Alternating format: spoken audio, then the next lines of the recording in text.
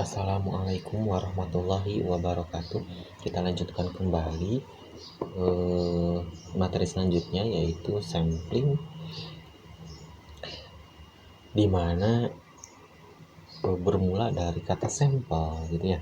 Sampel itu apa sih? Sampel adalah bagian dari populasi yang diambil dengan cara-cara tertentu sehingga mewakili populasi tersebut gitu ya. Nah, kemudian sampling itu apa? Sampling adalah cara mengambil sampel itu sendiri. Kemudian di sini ada alasan-alasan sampling. Kenapa sih diadakan sampling ya? Pertama, biayanya lebih murah gitu ya. Ketika kita mengambil sampel dan mengambil populasi, tentunya biayanya akan lebih kecil mengambil sampel gitu ya. Kemudian ketelitian dalam penelitian. Kadangkala sampel itu lebih teliti dibandingkan dengan kita menelaah populasi. Kemudian waktu. Nah, waktu tentunya ketika menelaah sampel dan menelaah populasi itu akan lebih cepat menelaah atau meneliti sampel gitu ya. Nah, misalkan di sini ada perbandingan, yaitu misalkan sampel kemudian populasi gitu ya. Gitu kan, biayanya itu kan lebih murah gitu ya dibandingkan populasi gitu ya. Nah, kemudian waktu, tentunya waktu itu tentunya kalau waktu kan meneliti sampel pasti lebih cepat dibandingkan dengan populasi. Kemudian percobaan yang sifatnya merusak, contohnya misalkan ada sebuah perusahaan meneliti bola lampu atau produksi bola lampu gitu ya. Tidak mungkin si perusahaan tersebut meneliti atau mencoba si semua lampu tersebut gitu kan ya. Nah, karena kenapa? Pertama, terlalu lama. Kedua, kalau misalkan kita mengukur lamanya waktu hidup lampu tersebut gitu ya, tidak mungkin kita mencoba semua lampu sampai rusak gitu kan. Karena untuk mengukur lamanya waktu atau lamanya hidup lampu tersebut, berarti kita harus mengukur lampu tersebut sampai mati atau sampai rusak gitu kan. Kalau misalkan semua lampunya rusak, mana yang mau dijual gitu ya, nggak ada yang dijual. Kemudian populasi tak hingga. Nah, kalau misalkan populasi tersebut terus bertambah kita tidak mungkin meneliti semuanya gitu ya, sehingga dilakukan sampling.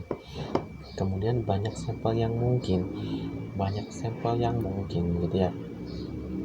Kalau misalkan kita punya 5 objek ya, misalkan punya 5 objek, ada 5 objek gitu ya. Gitu ya. Kita akan mengambil 2 sampel dari objek tersebut gitu ya. Misalkan ada A, B, C, D, dan E. Nah, berarti ada berapa pasangan? Nah, berarti kan kalau kita urutkan dengan diagram apa sih namanya, garpu ya. Ini A, berarti kan bisa ke B, bisa ke C, D, kemudian E gitu ya. Atau kalau misalkan B, karena BA udah, berarti BC, kemudian BD, BE itu ya, BCDE. Kemudian kalau C berarti D dan E. Kemudian kalau D berarti ke E gitu ya. Ada berapa? Ada 1, 2, 3, 4, 5, 6, 7, 8, 9, 10 gitu ya. Berarti ini ada berapa? Ada 10 sampel gitu ya. Dengan kata lain, ini kan kombinasi gitu ya. Kombinasi 5 dari 2 gitu ya. Nah, atau dirumuskan oleh petutup bawah ya. N besarnya adalah banyak populasi gitu ya. N kecilnya adalah sampel yang mau diambil gitu kan. Sehingga kalau misalkan kombinasi 5 dari 2 gitu ya, sama dengan 5 faktorial per, ini mana faktorialnya, faktorial per N atau 2 faktorial dikali 5 min 2 faktor faktorial sama dengan 5 faktorial dengan 2 faktorial kali 3 faktorial. Berapa? 5 kali 4 kali 3 faktorial gitu kan. 2 kali 1 kali 3 faktorial, coret-coret sama dengan 10 gitu ya. Kalau kombinasi sebenarnya ada cara cepat. Gimana? Karena ini 52 ya. Ini ada berapa? Ada 2 kan? Oke, berarti hitung mundur dari 5 sebanyak 2 angka. Berarti apa? 5 dikali 4 gitu kan, per 2 kali 1 sama dengan 10 gitu ya. Kemudian contoh lagi, misalkan kalau kombinasi 10 dari 3 gitu ya, berarti berapa? Ya udah hitung mundur dari 10. 9 kali 8 dibagi dengan 3 kali 2 kali 1, coret-coret 3, ini 4, berapa? 120. Nah gitu ya. Oke, kita lanjutkan. Cara sampling dalam beberapa berdasarkan kelakuan atau keluhan objek. Sampling dengan pengembalian gitu kan. Kalau misalkan kita ingin meneliti misalkan bola lampu lagi aja ya, bola lampu dari sebuah kotak gitu ya. Kalau misalkan kita mengambil 2 sampel, kita ambil satu kemudian dikembalikan lagi, berarti sampel dengan pengembalian. Kalau misalkan kita ambil lampu tersebut kemudian kita ambil lagi yang satunya tapi tidak dikembalikan lagi, nih berarti sampling dengan tidak sampling dengan pengembalian, dan sampling dengan ini dengan tidak ini bukan pengembalian lagi ya, sampling dengan tidak dengan pengembalian gitu ya. Kok dengan tidak dengan pengembalian ya, gitu. Oke. Kemudian berdasarkan penggolongan besarnya sampling seadanya, sampel diambil seenaknya di populasi. Oke, jadi kalau sampel seadanya itu ya udah terserah si peneliti aja ya, mau berapapun dia ambil sampelnya ya udah terserah gitu ya. Tapi keakuratannya gitu ya berarti sangat tidak akurat gitu ya. Berarti kan tergantung si peneliti ya maunya berapa gitu. Oke, jadi seadanya, jadi seenaknya aja gitu diambil. Kemudian sampling pertimbangan di sini berdasarkan pertimbangan peneliti itu sendiri gitu ya. Jadi kalau misalkan si peneliti itu ingin mengambil sampel tersebut ya dia ambil, kalau tidak ya dia tidak ambil gitu ya. Berarti itu berdasarkan bisa jadi subjektivitas gitu kan. Kalau subjektivitas berarti kan tidak akurat gitu ya. Nah, kurang akurat gitulah ya. Nah, yang ketiga ini adalah sampling peluang. Ini yang sering diambil gitu ya.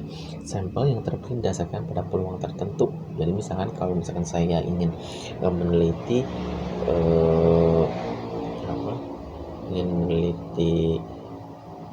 kelas 2B gitu ya. Nah, saya ambil orangnya atau audiensnya itu secara acak gitu ya. Tidak berdasarkan keinginan saya. Misalkan saya ingin mengambil Faris gitu, enggak gitu ya. Jadi saya ambil aja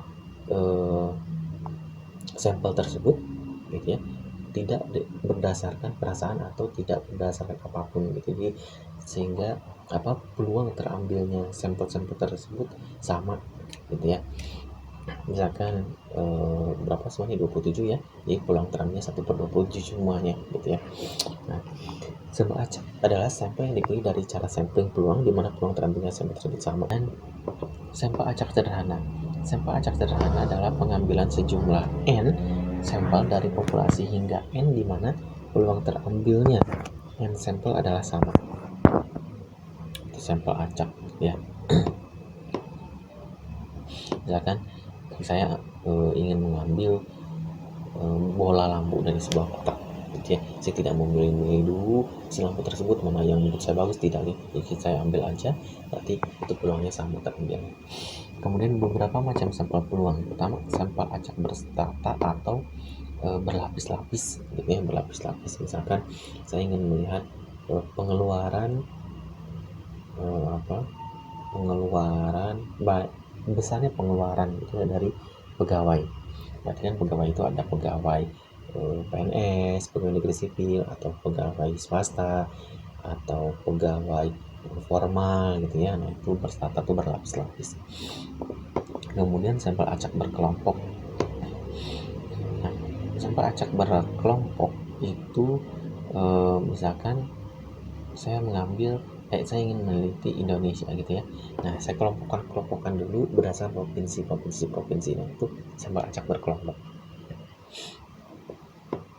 Kemudian sampel acak sistematik.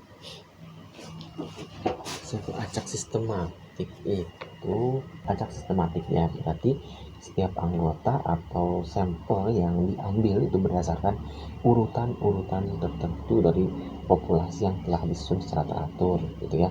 Misalkan dari urutan 1 sampai 900 gitu ya. Jadi berdasarkan urutan.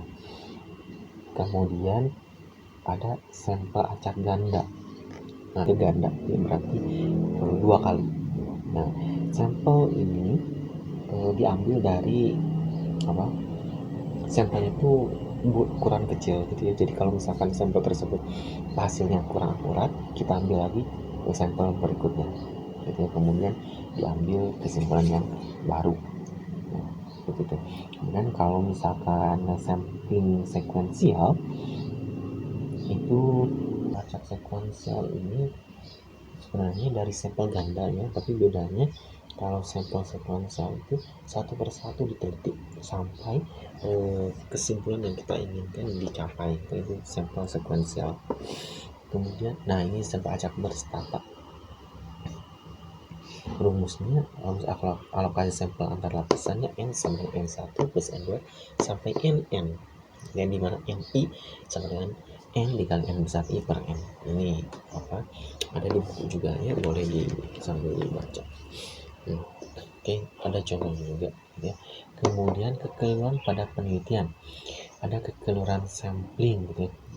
Ternyata ketika mengambil sampel tersebut kita keliru dalam menelaah sampel tersebut gitu ya. Kemudian kekeliruan non sampling, pertama populasi yang tidak jelas. Misalkan kita ingin mengambil ingin meneliti kemampuan seseorang gitu ya. Kita ingin meneliti misalkan pengaruh pendidikan dalam kualitas hidup seorang. Nah, kita ambil sampelnya itu misalkan dari orang-orang yang ada di handphone kita. Nah, itulah kekeliruan non sampling dari populasi yang tadi jelas. Kenapa? Karena kita mengambil dari orang-orang yang ada di handphone kita itu tidak jelas populasinya gitu. Kita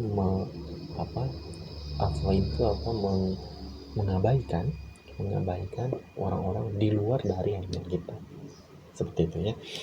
Kenapa? Karena kan orang-orang di handphone kita belum tentu ada di handphone orang lain gitu ya. Kemudian pertanyaan tidak tepat. Nah, kalau misalkan kita membuat kuesioner, usahakan semua pertanyaan itu dijawab oleh audiens gitu ya. Kemudian distribusi sampling rata-rata. Kita masuk ke distribusi sampling, di mana distribusi sampling rata-rata deviasi standar deviasinya itu rumusnya seperti berikut. Kemudian kalau misalkan standar deviasi populasi tidak ada, kita menggunakan standar deviasi sampel gitu ya, dengan disimbolkan dengan S. Kemudian kalau misalkan standar deviasi rata-rata dengan faktor koreksi, ini rumusnya. Misalkan samplingnya itu dilakukan pada populasi yang terbatas. Nah, kita harus menggunakan faktor koreksi terhadap kesalahan standar rata-rata ya. Tetapi kalau misalkan sampelnya kecil, misalkan kurang dari 5% dari populasi, maka kesalahan atau standar deviasi rata-ratanya tidak perlu dikoreksi ya.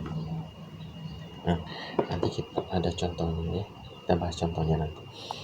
Ini faktor-faktor yang menyusun interval keyakinan untuk rata-rata hitung ya pada distribusi sampling rata-rata. Oke. Kemudian distribusi sampling proporsi. Kemudian distribusi sampling selisih rata-rata, ini juga udah ada rumusnya gitu ya. Nanti di bukunya juga ada ya, kita kerjakan contoh-contohnya. Kemudian ini distribusi sampling selisih proporsi, gitu ya. Nah, seperti berikut ya, ini teorinya. Oke. Kemudian kita jelaskan contohnya, gitu ya. Oke, contohnya seperti berikut. Seorang manajer keuangan suatu bank mengambil satu sampel sebesar 30% dari 300 laporan keuangan dan mendapatkan bahwa rata-rata keuntungan 148,5 miliar rupiah dengan standar deviasi 35.754 miliar rupiah. Jika rata-rata keuntungan populasi 138 miliar, maka probabilitasnya kalau keuntungan yang diperoleh secara random sebesar 148,50 miliar atau lebih. Tentukanlah jumlah keuntungan yang diperoleh kalau diambil secara random sebesar 148,50 atau lebih. Oke. Karena ukuran sampel kecil, kita gunakan rumus ini ya. S X bar sama dengan S per akar N, yaitu ini ya, kita gunakan rumus ini dengan koreksi, gitu ya. Nah, sebentar.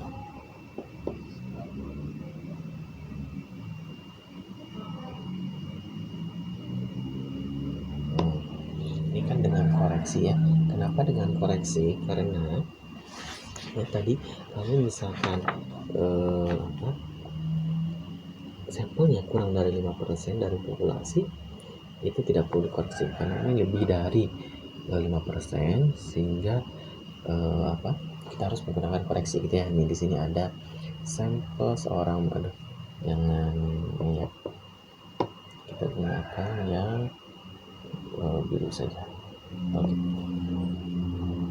Nah, kan seorang manajer keuangan suatu bank mengambil suatu sampel sebesar 30%, berarti ini kan lebih besar dari 5%, sehingga menggunakan standar deviasi rata-rata dengan koreksi, ya, karena sampel lebih dari 5%.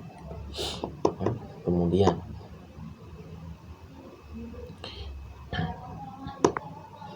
untuk menghitung Z-nya, karena peluang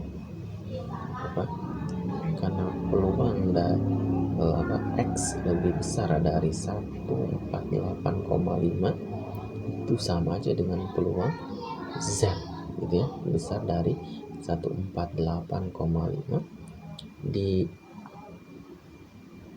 dikurangi mu-nya dibagi dengan S-nya atau standar deviasi, gitu ya. Oke, kita ganti dengan merah coba ya supaya kelihatan. Oke. Nah, sehingga setelah dihitung ada 1,86, terus kemudian kita cari di dalam tabel Z-nya, gitu ya.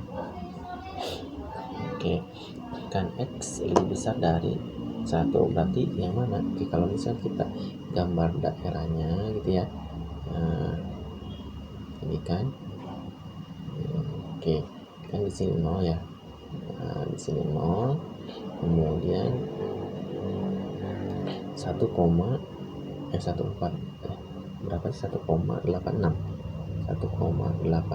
gitu ya. Berarti yang mana daerahnya? Kan yang ini kan.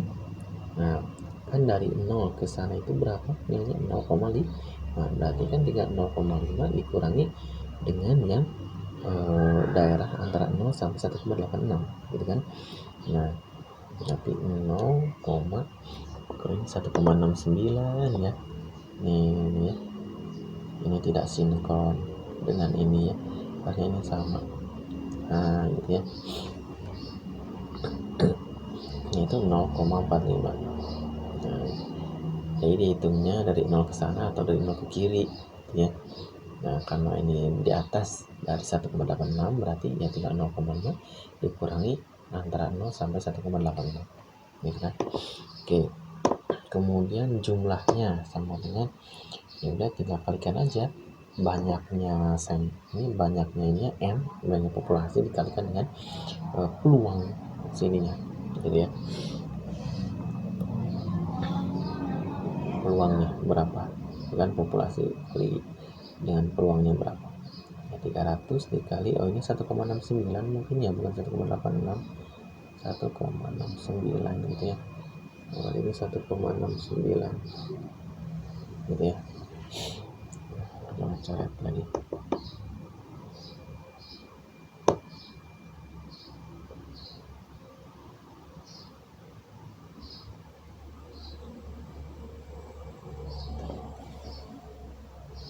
(1,69) gitu ya. Oke. Selanjutnya, ini sebuah bank swasta ingin mengestimasi rata-rata waktu yang dibutuhkan untuk melayani seorang nasabah. Diambil secara random 36 pengunjung dengan waktu rata-rata yang dibutuhkan untuk pelayanan seorang nasabah adalah 1,5 menit. Oke ya. Kemudian jika diasumsikan standar deviasinya 0,3 menit, tentukan estimasi interval rata-rata dengan tingkat kepercayaan 95%. Oke. Ini tingkat kepercayaannya 95%. Jadi kita harus mencari Z-nya gitu ya. Z dari 95%. Oke. Kemudian berarti kan diketahui X barnya 1,5 atau mu-nya ya, ini mu-nya kan 0,5 menit, kemudian standar deviasi 0,3 menit, N-nya atau banyak sampel 36. Nah, kesalahannya berapa? Dari sampling kan sigma X sama dengan sigma per akar N gitu ya, sama dengan 0,05. Nah, kemudian dengan tingkat kepercayaan 95%. Oke. Nah, kemudian dengan tingkat kepercayaan 95%, oke, ini tingkat kepercayaan 90%. Oke, nah 95% ya. Oke, nilai Z sama dengan 1,9. Nah, dari mana sih ini gitu ya? Nah, dari mana? Oke, kita hitung. Oke, tingkat kepercayaan sebenarnya. Nah, kita hitung alfa itu dulu. Alfa itu apa? Alfa adalah tingkat signifikansi, di mana rumusnya adalah 1 dikurangi dengan tingkat kepercayaan. Ya, tingkat kepercayaan.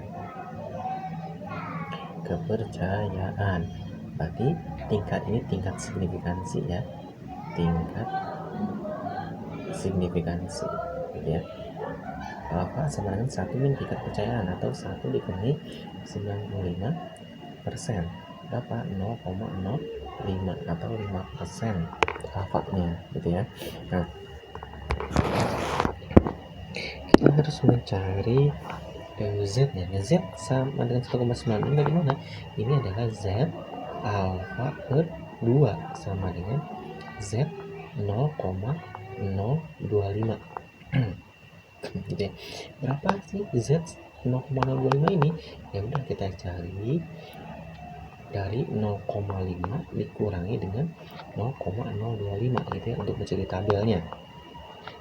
Sama dengan berapa ini? 0,475 gitu kan. Kita cari di tabelnya. 0,475 di tabelnya itu ada di bagian mana ya? Nah, coba dibuka tabelnya ya. Nah, di sana terlihat 1, oke, kita buka saja dulu ya. Kita buka.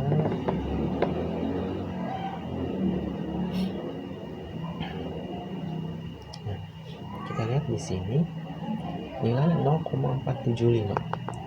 0,47547. Nah, ya, di sini terlihat kan 0,475 nih. 0,475 ada di mana? Di 1,96. Oke. Berarti hasilnya adalah 1,96 ya. Di sini 1,96. Sehingga tingkat kepercayaan 95% itu nilai Z-nya sebenarnya berapa? 1,96 gitu ya. Gimana kalau misalkan tingkat kepercayaannya 90%? Kalau ya, ini misal kalau tingkat kepercayaannya ya itu sama dengan 90% ya, berarti alfanya berapa? Alfanya 10 ke 10%. Oke, Oke, kalau alfanya 10% berarti Z alfa per 2 nya berapa? Berarti Z 0,05 gitu kan. Nah, kita cari deh 0,5 dikurangi 0,05 gitu ya. Nah, berapa? 0, ini 5 pastinya ya, 0,45 ya. Oke, kita cari 0,45 kita cari 0,45 itu ada di mana ya? 45 ya. Antara ini dan ini kan nih ya, 1,645 ya. 45 berarti ini ya, kalau dibulatkan 0,45 kan berarti 1,64 ya. 1,64. Nah, berarti ini adalah 1,64. Nah, gitu ya. Oke. Kemudian dengan demikian estimasi interval rata-ratanya berapa? Ya udah, kita rumuskan X bar min Z sigma X bar, kan udah ada kan interval untuk rata-rata itu diperoleh dengan menggunakan X bar plus minus kan. Oke, ini plus minus kan, kurang dari mu kurang dari X ini. Saat dihitung berarti hasilnya 1,402 kurang dari mu kurang dari 1,598 gitu ya. Selanjutnya diketahui bahwa sebanyak 54 unit kain dikategorikan baik. Oke, 54 kain dikategorikan baik gitu ya. Kemudian apa lanjutnya?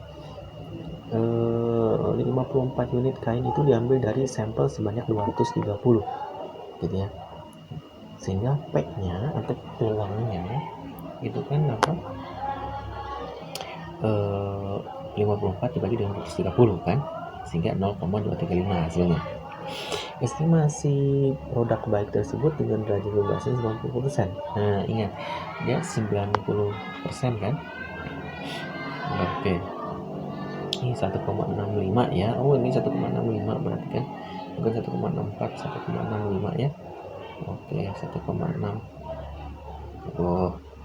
Ini sama dengan 1,65 ya. Oke, 1,65 ternyata. Kalau dibulatkan 1,64 berarti yang ini 1,65 ya. 1,65 ini 0,4505. Oh ini ada 0,4505 ya. Berarti sini 1,65. Oke, 1,65.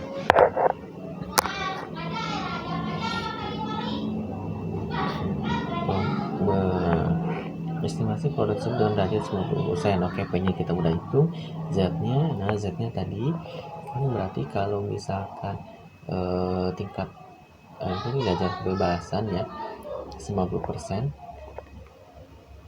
kita cari alfanya aja dulu gitu ya. Jadi alfanya tingkat percayaan, tingkat kebebasan, derajat kebebasan. Kalau saya ini menggunakan distribusi T ya, jadi kita gunakan Z aja. Berarti kalau misalkan alfanya berarti berapa? 90%, berarti 10% gitu ya. Berarti Z alfa per 2 nya sama dengan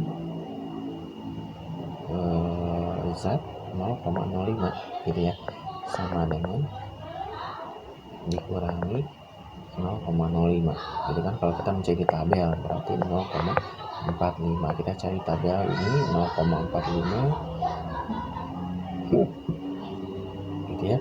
Yang berapa? 1,65 gitu ya. Oke, kita hitung ya. Nah, ini hasilnya seperti berikut ya. Estimasi proporsinya itu antara 0,9 sampai dengan 0,28. Oke, selanjutnya ini ya. Oke. Estimasi perbedaan rata-rata belanja antara pelanggan yang benar-benar terlihat dengan pelanggan estimasi ya. Nih, dengan interval keyakinan. Perhatikan kita harus menghitung Z-nya lagi. Gitu ya. Z-nya tadi udah dihitung berapa? 1,65 ya. Estimasi perbedaan rata-rata belanja antara pelanggan yang menggunakan kredit dengan pelanggan yang tidak menggunakan kartu kredit. Ya, kita masukkan rumusnya gitu ya. Ini rumusnya. Ini kemudian Z-nya kita masukkan 1,65. Kok 1,96 ya? Ini mungkin 95% ya. Ini bukan 90% tapi ini 95%.